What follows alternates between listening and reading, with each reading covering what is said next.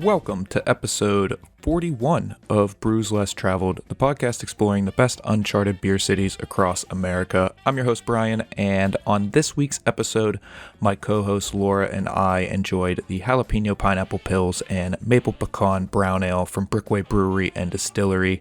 Their head brewer, Mitchell Elmblad, joined us from his exceptionally decorated home bar as we chatted about using non-traditional ingredients, brewing high-alcohol beers, and beer's unsung hero, malted barley. Let's check it out. Hello, how's it going? Hello. How's it going, Laura? Have you adjusted back to being back at line? If you can't tell, I have my cruise card here, ready to go. I'm still living boat life hard. If I had known, I would have brought mine. It's hanging in my bathroom right now. I missed the memo. Oh, but yeah, getting these land legs back is really, really tough. I never knew that I could get seasick on land, but it happened. I don't know. Yeah, it's really weird. For those of you that are unaware, Laura and I were on a cruise with a bunch of our coworkers here at our organization last week, and yeah, we're back with a full-on live stream. I can't keep those glasses on the whole time. And look, this is what you get. This is the kind of visual gags that you get when you become a subscriber to the Brews Less Traveled Beer Club. So shout out to all of our subscribers. Shout out to our new subscribers this month. Shout out to our long-term subscribers. Woo! Oh, yeah, definitely. In those high numbers. We're excited to have you guys. And yeah, I'm really excited to be finally talking with you guys on a live stream. Last week we did have our recorded episode, and I hope you guys all enjoyed that. I know I really enjoyed it talking with Chad. And this week we're back. We are live and we are at it. It's going to be a really good show for you guys. We have our featured brewery, Brickway Brewery and Distillery. We have two beers from this brewery. We have the Jalapeno Pineapple Pils and the Maple Pecan Brown Ale. And I'm so excited to dive into these beers. And then later on, we will also be introducing our guest, Mitchell Elmblad, and he is the head brewer at Brickway. So we'll bring him in a little bit later on. But without further ado, let's get into our first beer from Brickway. I think we should start with the Jalapeno Pineapple Pilsner. I think I'm ready for something spicy. Let's do it. Let's do it. How's everyone doing at home tonight? It's great to see all of our wonderful subscribers here joining us on the live stream. Hope you didn't miss us too much. I think Kit Kat said it was good, but not as fun as the live stream. I think everyone's thinking the same thing. We love to see you guys every week. And yeah, we are glad to be back. Cheers, everybody. Cheers to everyone at home. This is Brickway's Jalapeno Pineapple Pils, a two-time medal winner at the GABF, the Great American Beer Festival. Took home a gold medal in 2019 for this beer, as well as a silver medal in the 2020 Great American Beer Festival. So heavily awarded beer. Definitely getting the pineapple on the nose. There's a nice spice jalapeno note in the background.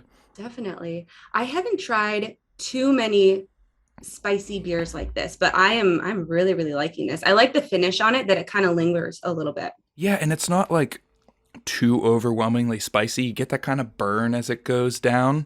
You know, definitely not a beer you want to like shotgun or chug. That seems like a recipe for heartburn, but a wonderful sipping beer, wonderful, enjoyable beer. 4.8% ABV, so not too strong.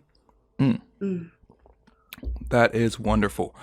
So when I visited Brickway last month in Omaha, I tried the base beer to this, their regular Pilsner, and it was really nice drinkable beer. And it's amazing how much of that base Pilsner is still there with these big flavors of pineapple and jalapeno. You can still tell it's like a classic style Pilsner, easy drinking. There's that crispness on the back end that's really well accentuated by the spice.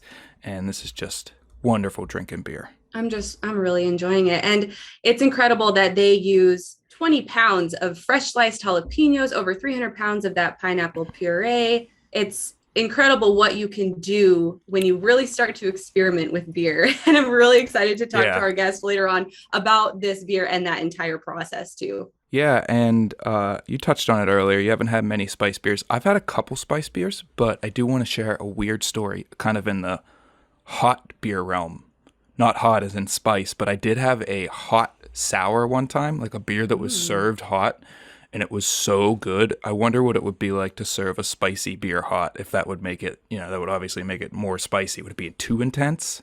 I think I would enjoy that. I think I have to try that out. Has anyone in the chat warmed up their spicy beers? Throw it in the chat so we can find out. I think it would depend on what you paired it with, too. I still have my cruise card around my neck. I just saw it in the thing. Take this off. Again, visual gags that you get by tuning into the stream. Definitely.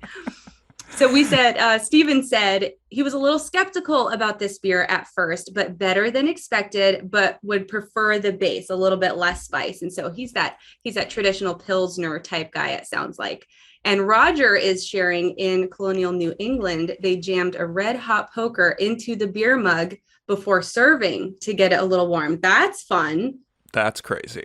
And Kit Kat said, preferred habanero, but this one isn't bad. I haven't had many beers with habanero in it. I feel like it's typically when I find them, it's jalapeno. And I don't know if that's just because jalapeno is so heavily used in traditional cooking that it is just like a go-to flavor when someone's like, hey, let's grab a pepper, let's grab a chili to throw in this beer. But I'm loving it in this pineapple Pilsner. It's going really nicely. So let's talk about another cool thing that you get that our subscribers got as part of the club. They include this awesome brewery map. I'm stuck between blocking the microphone with the map and not being able to see it. Visual gags, loaded with visual gags in this episode. So you can see where Brickway is. You can't on mine actually because my green screen's backing out. But if you had one of those maps at home, you can see Brickway is centered around a couple other breweries, and then they're in this really cool neighborhood called the Old Market, and there's like cobblestone streets there, and has this really old town vibe to it, and was a really nice neighborhood to start off my day because Brickway was actually the first brewery I visited when I went to Omaha. Had a beer in the tap room at 11:15 in the morning or something like that on a Sunday. It was a great way to start off the day, and the bartender there was very wonderful, showed me around, took me into the back, let me see the awesome brewery space that they have there. Yeah, it was just a great time. Just a really cool neighborhood, really cool spot that Brickway has. Yeah, it's fun to explore the new places and find the new little joints. And that's obviously what we're doing here with Brews Less Traveled. We're finding all of those lesser known breweries. And I was so excited to hear your experience, and we're going to be hearing about it for the rest of the month. We've still got a couple weeks left to go. Oh, yeah. But I think as we're talking about it, I think it might be about time that we bring on our guest. So please, everyone, help us in welcoming the head brewer at Brickway, Mitchell Elmblad. Welcome. Thank you for having me. It's good to be here. Look at that setup behind you. You have quite the layout. Oh, you prepared me earlier this week for the cool background, but explain this is yourself. My home bar. It took me about 3 months to remodel this, and so it's hard to leave. It's hard to leave home when your bar looks like this. Yeah, for folks listening on the podcast, behind Mitchell is probably over 100 bottles. He has barrel staves lining the bottom of his bar. He's got some beautiful tin tackers up there. It looks like a great place to enjoy a beer. I love it. And then the gold medal for that Jalapeno Pineapple Pils is on the wall right behind me, or right in front of me. So might have to show you here in a little bit. They let you take that home? They didn't keep that at the brewery? Well, I found out, so the owner bought me a duplicate, and I use air quotes because it's the exact same medal, except for on the back of the one that we got on stage, it just says what it is. So it's the exact same thing. So that really means a lot. It's pretty cool. That is awesome. So let's start with this Jalapeno Pineapple. Yeah. It seems like this is a beer that you could easily overdo, like especially with the peppers. How do you approach a recipe with these kind of specialty ingredients? Absolutely. So it's kind of funny. So I'm a sucker for self-torture when it comes to Untapped, because I look at the ratings all the time on this one. And the funny thing is, this is one of our most decorated beers, and it's our lowest rated one on Untapped because a lot of people have a lot of, I don't know, they have issues with they think it's like clashing and everything. I'm like, no. You gotta really explore this from start to finish. So you've got this really delicate base Pilsner, light, crisp, clean, a little bit doughy, crackery. And then, so now we're going to add jalapenos, which I hand slice those all the time. I tell you what, it's hard to sit still for hours and just hand slice all those jalapenos. And so seeds and all, everything goes in that. and then it gets hundreds of pounds of pineapple puree. And so the pineapple is not supposed to be in the front seat on that. That pineapple is supposed to kind of play Switzerland. It's kind of like this neutral aspect of calming the heat and not overpowering that delicate base beer. And it's supposed to, that's a big thing that we really focus on, is balance. No, I think you did a really good job, because yeah, exactly what you're saying. It's not, either one isn't too overpowering. It does really good to balance that out. And the pineapple is supposed to be way in the back seat. And it complements that burn of the pepper very well. Yeah. I'm a sucker for chili beers. I love it. That's awesome. So, we've only started sipping. This is a beer that I'm going to have to be sipping all night long, but I know we have a second beer here that we are going to be diving into. So this is the Maple Pecan Brown Ale. So if everybody at home, if you want to crack it open, and Mitchell, do you want to tell us a little bit about this beer? Sure. When I was on mute though, I do have to admit, because, as a brewer, it's kind of like, I was like, oh, I'll do the maple first, because it's kind of like, I don't want the peppers to wreck your palate. It's like brushing your teeth and then eating an orange or a piece of chocolate. So everybody who's on or listening or watching, just maybe take a sip of water or something first. So this maple pecan, so we do just a couple seasonals per year, and this is one of our most popular. So I've revamped this. I rebuilt this recipe from the ground up this year and use a lot of Munich malt. I want a lot of like biscuity doughiness in this, and it's a lot fuller body than we've ever had in years past. And so we use a lot of real maple. There's 2 different types of maple flavorings that we put in the boil. In the past, we used to put it into our bright tank right before we kegged it or canned it. So now I put it in the kettle, and so we actually boil that maple syrup for a while. Like and late boil edition? Actually, pretty early Really? This time. It used to be pretty late, and it kind of tasted like chemically and fake, and it wasn't doing it for me. And so I tried it at the very beginning of the boil, and I really like the way it turns out. It's like you really get on the nose now. And the pecans themselves, those are we get those from a small farm in Oklahoma. So those are real crushed pecans that we get in these giant 30-pound boxes, and we put them straight into the mash. So that mash is amazing smells coming out of that brewery when we make that. How is that mash tun cleaning out with all the nuts in there? It's not bad. It's a perfect filter bed. Those pecans. And then when our spit grain farmer comes, he tells me that the livestock, the cows and the pigs, love the maple pecan grain. Wow. One of our viewers at home, Troy, asked which pecan farm he is in Oklahoma. I will kind of casually look it up as we talk, and I will let you know. As he looks that up, I just want to note, I love the smell of beer brewing. I love going into a brew house and smelling everything. And this beer, I can only imagine what the brewery smells like when this brew is in the process, because you get that maple syrup, the toffee, the pecans, like we were saying, and it all just rolls together. Oh, this is just perfection. I'm loving this one. And it's great. And so obviously seasonals, you want to be seasonally correct. So we release this in September. And I want to say it's right as fall hits in Omaha, but in the Midwest, it'll be 100 and the next day it'll snow. And so it's kind of hit or miss on the maple. So we do this from like September till right about now. Yeah, and it's a great beer. I am in Pittsburgh, and it snowed today, and this is exactly the type of beer that I want to drink when there's snow on the ground outside. But you touched on the heavy addition of Munich malt in this. So let's get into malt, because it's definitely not talked about like hops or yeast or even like water profiles to some degree. But as we know, it is an integral ingredient to both brewing and the distilling process, being that Brickway, distills spirits as well. Can you elaborate on your focus of malt and beers like this and what it means to beer? Sure. Absolutely.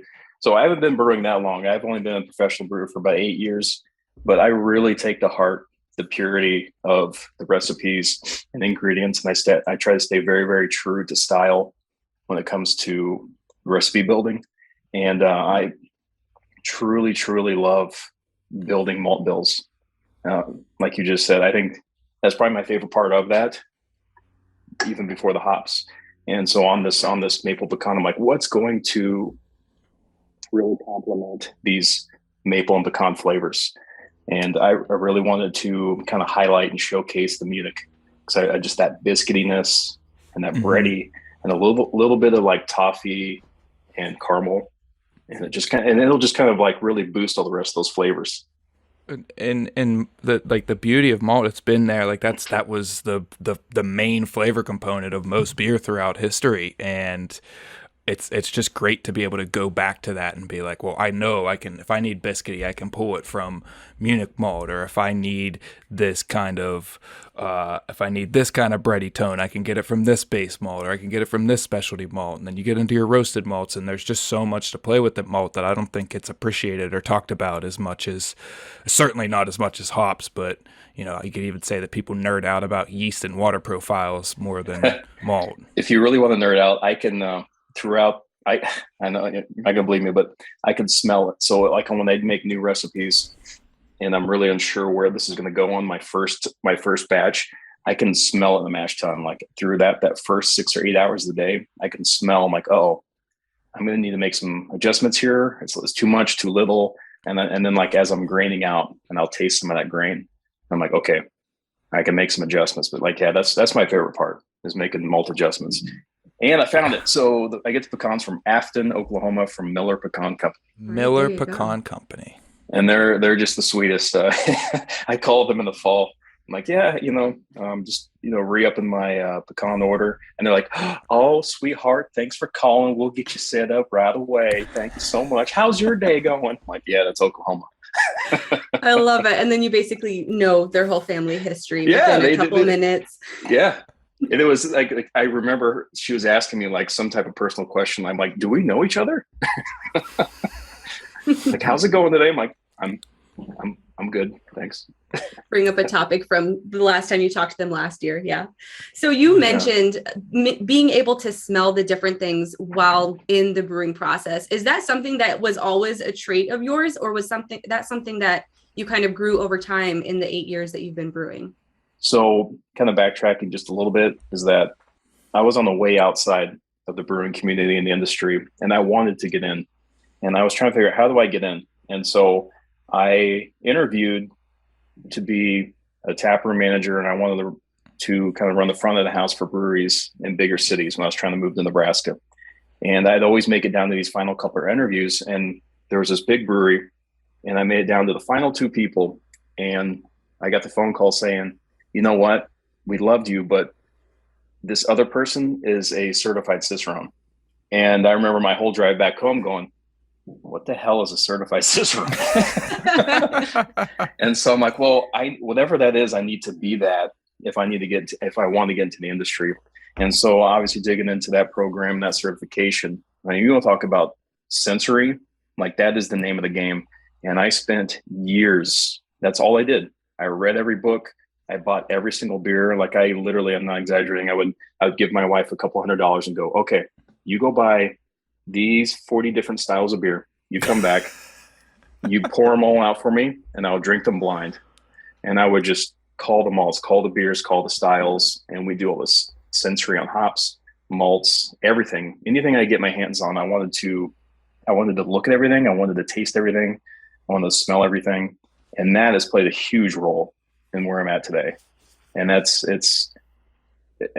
even like the sounds and the smells and the temperatures and everything. And it's just, I love what I do. It's a 5 sensory experience. Mm-hmm. I would imagine that's like such a good exemplification of quality control and quality analysis starts from the moment you start making that beer. To be able to smell like, oh, from the mash, this is going to need a little help in this direction. Oh, that might dry out a little bit too much. And to just have that focus on the process from, step one, moment one of brewing that beer is just so awesome. And it definitely shows in the beers that we're drinking tonight too. Because here's a good pro tip for everybody out there who want to get into that, to the Cicerone or whatever the sensory. I would go seek out grocery stores or liquor stores and ask for their out of date, bad, exploded. I'd ask for the worst stuff that they have. And I could see all their faces now. And I'd take it home, and I love tasting beers with off flavors and that were bad and expired. because that helped me take that to the next level. Oh yeah, I was that guy. I'm still that guy, I guess. That's a very unique take on learning the smells. And it makes sense though, because you need to know what you shouldn't be smelling when you're drinking a beer. Very cool. So shifting gears just a little bit, the beer and spirits world seems to be crossing paths even more nowadays than before. And we would love to know, are you working on any interesting collaborations internally? Yeah, actually we are. Is it next week or the week after? Just in the brewing industry, you cross paths with everybody. And after you have a couple beers or 10 with some people, you strike up a good conversation. And so I made some good friends with Remedy Brewing in Sioux Falls, South Dakota, which they're an up and coming brewery. They're doing really well. And so he's coming down, and we want to make at least a triple IPA, maybe a quadruple. We're going to get silly with just a bunch of malt. And I've got some super high gravity yeast, and we're going to see how high we can get this. And I say that because we're kind of known for on the beer side for Brickway, we're known for basically two things. Our flagship beer is our coffee vanilla stout. That's the one that pays the bills. I wish y'all could try that one. Some of you probably have. And our other one is our 17% imperial stout called Epic Blackout Stout. And we get a cult following for that every year. In fact, we're doing a big release for that this weekend. Segue. But I'm like, all right, so I know how to get a stout to at least 17%. I think I could get an IPA to that much. So we're going to try that out next week. Wow, that is exciting. Oh, and we're going to talk more about that, the Blackout Stout, in a minute. But so is that kind of nerve-wracking trying to collaborate with someone and do such a big project? Or is it like really exciting and fun? Like, how do you feel working with them? That's kind of a joke around the brewery, is that I can do things blindfolded now by myself. We're all like well-oiled machines, but once you bring somebody in the mix and you're hanging out and talking, you completely forget how to brew. It's impossible. In fact, the owner, Zach Treamer, he's a master brewer, master distiller. He has his degrees, decades of experience, and both he and I were brewing one day. And we had a couple whiskeys and a couple beers, and we thought we're having a good time. And then at the end of the brew, we're transferring, we're knocking out our beer to the fermenter, and we look up at the brew deck and we're like, what is that giant bucket of hops for? We're like, oh, we kind of forgot to put that in the thing. But collaborations are fun. They're a lot of fun, and it's just kind of like you spend a lot of time by yourself back there. It's really quiet. It's just you and a lot of stainless steel. And it's fun to bring minds together with a lot of good ideas and see what you can make. And so it's always fun. Any collaboration for anybody, any place, when you try that out, it's it can only get better because you're bringing a lot of great ideas to the table, and they're fun. They're a lot of fun.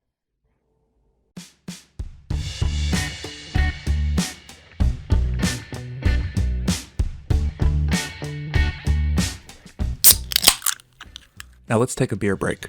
The old market that Brickway calls home dates back to the 19th century, when Omaha was a prime stop on the journey to the west.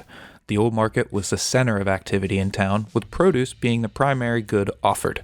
In the 1950s, national suppliers took over the grocery industry, and local markets like the old market died off. Thankfully, local attorney and landowner Samuel Mercer strategically purchased a collection of buildings in what is now the old market and renovated them for modern use. Through the late 1960s and early 70s, Mercer would transform the defunct produce market into a bustling epicenter of shopping, dining, and tourism. To quote Mercer, quote, "We knew these warehouses had possibilities. To tear them down to construct contemporary buildings would have been like painting over the Mona Lisa." End quote. So thanks, Sam. Let's get back to the show. So let's get into more of the Epic Blackout Stout. As you mentioned, the event this weekend on the 12th, you're releasing, I believe it's 15 different variants of the Epic Blackout Stout. Yeah, I don't know why I did that. That is. So can you tell us why you did that? I don't know. It's like go big or go home. Like if I'm going to do this, just do this. So our Epic Blackout Stout, typically a beer like an ale takes 2 weeks or something from like grain to glass, and then maybe a lager takes a little bit longer. So this sits in our cellar for about 8 to 9 weeks. It takes a long time to finish, and it takes a lot of rounds of more sugars, more yeast, and it takes a long time to get up to 17%. And then so when we do release it, man, it is so good. And you think 17% stouts or 17% beer, your thing is going to be like super like fusily hot. It's just going to blow you over with alcohol, and it's really not. It's kind of dangerous. And so it's kind of like the can like comes with a warning. It's like, you're not going to think this is 17%. So we have a lot of I've been saving up. I love the cellar, as you can tell if you're watching. If you can't see, I have hundreds of bottles behind me. But so I'm like, okay. So every time we do a release, I'm going to save a keg or two, and so I'm going to have a 5-year vertical of all these different epic blackout stouts. And then I have a bunch of different weird, silly variants. So I have like a red hot tamale variant. I have almond joy. I have them here in front of me. Oh, you do? Okay, yeah, yes, go for it. Yeah, you know them. Vanilla Tootsie Roll, Mexican chocolate, red hot, almond joy, Sour Patch. You also have a 2022 barrel-aged raspberry vanilla epic blackout stout, a 2022, I'm not going to pronounce that first word, sherry cask aged epic blackout stout, and then 4-year vertical of barrel aged and a 4-year vertical of regular stout. That's a lot of different stouts. I think when a lot of people, high alcohol beers have become so commonplace, when it was Worldwide Stout and 120 Minute were the only big beers out there, people were kind of amazed by them, and they seem kind of commonplace nowadays. I don't know if a lot of people know this at home, but yeast starts to die after like 10, 11, 12% alcohol. It's in this extremely stressful environment, and Mitchell already touched on it, but you have to incrementally feed it sugar to keep it going. And typically, I don't want you to spoil any of the secrets of your process, but you typically use some type of very specialized yeast to be able to tolerate that higher alcohol content, and to be able to produce a beer that's drinkable is just really, really admirable. Yeah, it's really not even a secret. It's kind of like how Sierra Nevada will list their pale ale recipe on the website, because they're like, good luck. We are who we are. So Same with us. So I use not only a bunch of high grab yeast that can eat and chew up to mid-teens, but then also I use some whiskey yeast to be able to handle that. So that's not really proprietary, because the thing is, it's the process. You got to know when, how, why. And whenever you're adding more sugars and more yeast, you got to think about like this clean, sanitary environment, because we as brewers are 90% of the time we're janitors. And so we're cleaning, making sure everything's perfectly clean. And now that I have this in the fermenter, stay away, because it's clean and sanitized and perfect. Oh, wait, by the way, now we're going to open it back up and put more stuff into it, which is super stressful. And I do that 2 or 3 times. So you're potentially adding all these different variables that can potentially contaminate it. And so that's the tough part, is making sure you're keeping that clean environment. Which variant are you most excited about? Ooh, I think we might get this a little later, but I'm pretty traditional. I really like, if I can taste like some solid traditional flavors from a solid barrel-aged one, I'm super satisfied and happy with a barrel-aged stout. It's fun to make all the silly ones with 12 different ingredients, and it's like whatever I can grab out of the pantry. That's cool. It's fun, but that's not really my jam. All right. So what is your audience's favorite variant? What do the customers buy the most often? So I'm pretty resourceful, especially as the increase of prices of everything's going up, but I've kind of done this every year. So we make a raspberry hef. So I also do a raspberry epic, which is amazing. It really is a raspberry, 17% raspberry stout. And so I have a barrel aged raspberry vanilla stout that it kicks in the first day or two.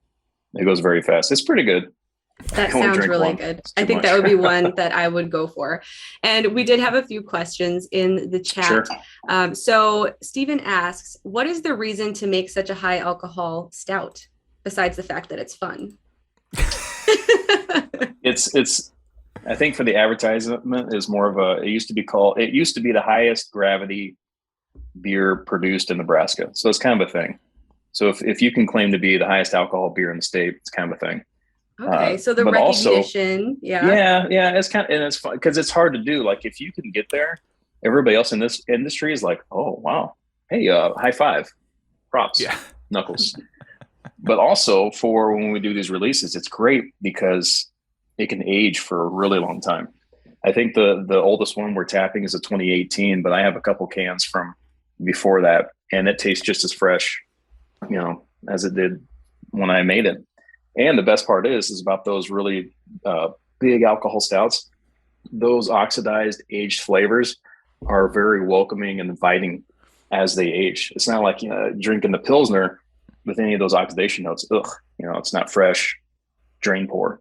But a 5-year-old stout, when you get notes of like leather and sherry and tobacco and all like that, those are like really nice, and they kind of blend together and they mesh. And like, ooh, this aged very nicely. And it also kind of gives a nod and the tip of the cap to the brewer. It's like, you know what, you stored this properly, because it's one thing over time, but temperature and then how you take care of that as well. Well, yeah, every beer you have to, as a brewer, at a certain point, you're like, okay, hands off. The yeast is going to do its work from here on out.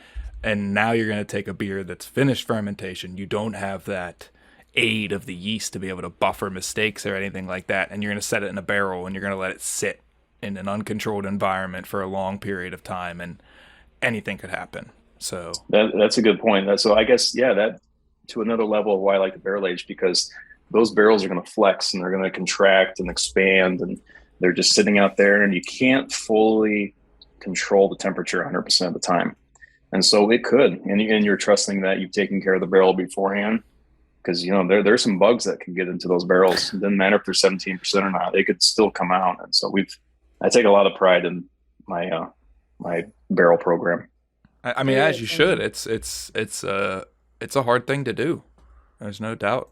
So we have one final question for you, Mitchell, and sure. This is something that we've been asking to a lot of our guests, but what is something that you wished Omaha was more well known for?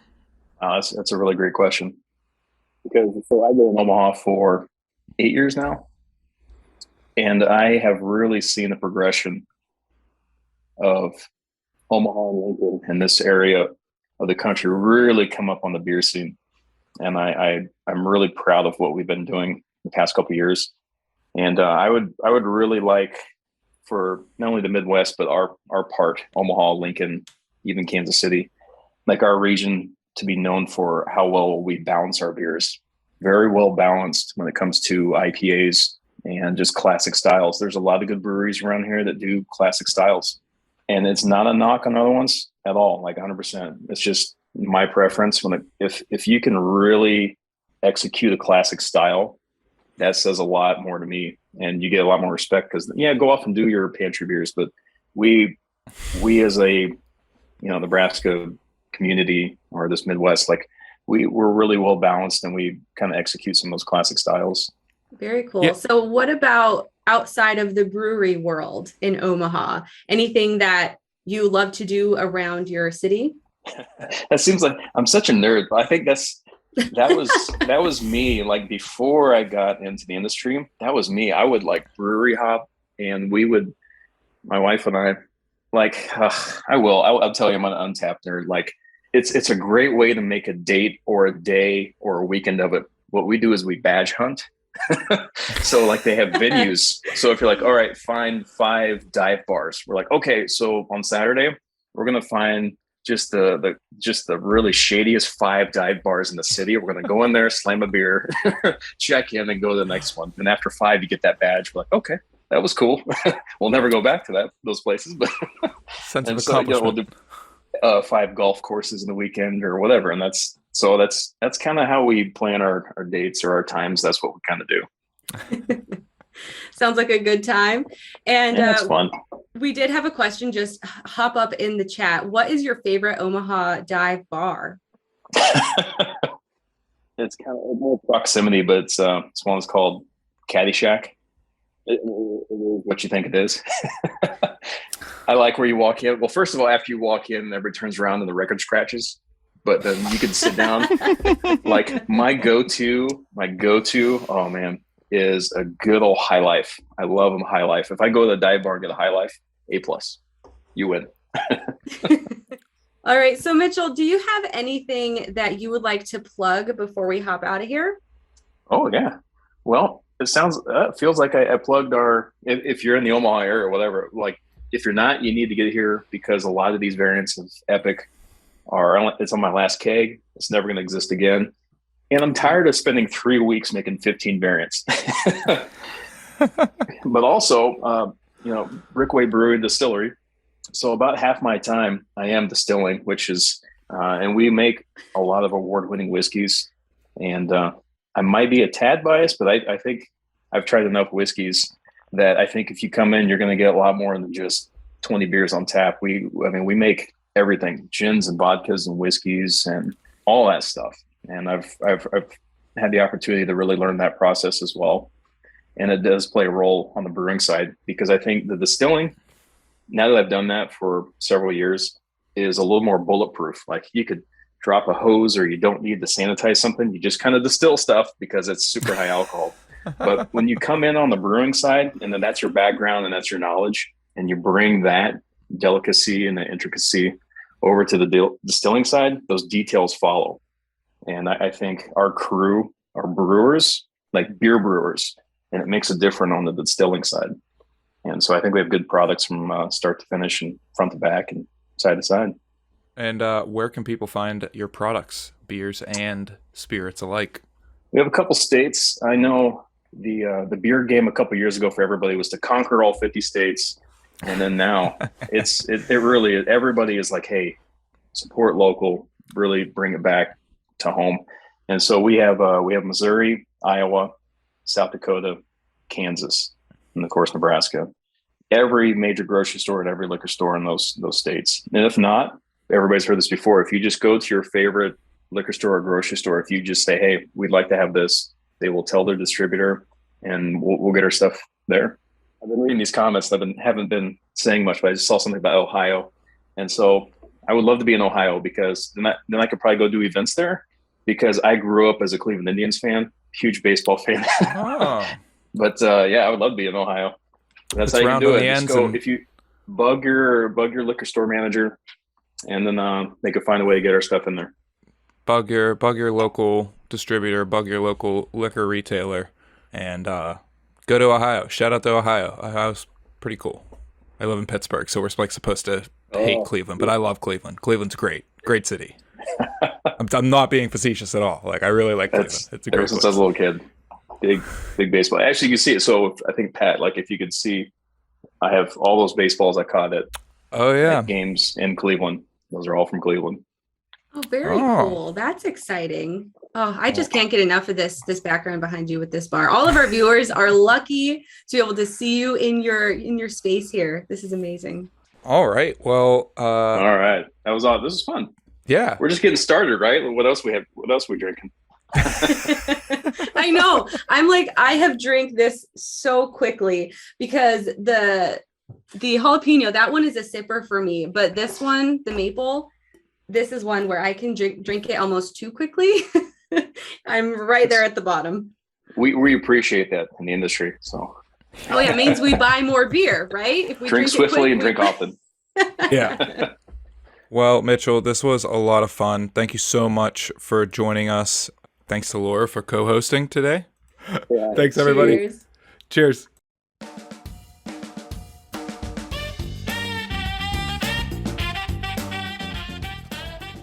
Hey, we're in the outro. Thanks for joining us for another episode of Brews Less Traveled. Thanks again to Brickway for supplying these great beers, and thanks to head brewer Mitchell Elmblad for joining us. You can follow Brickway on Instagram and Facebook at Brickway Brewery Distillery. If you want to join the Brews Less Traveled Beer Club and get beers from our featured breweries shipped directly to you, head over to brewvana.com and explore the subscription options. You can follow us on Facebook, Instagram, YouTube, and Untapped at Brewvana. We'll be back next week with another great episode, but until then, stay safe, be kind, and support your local breweries.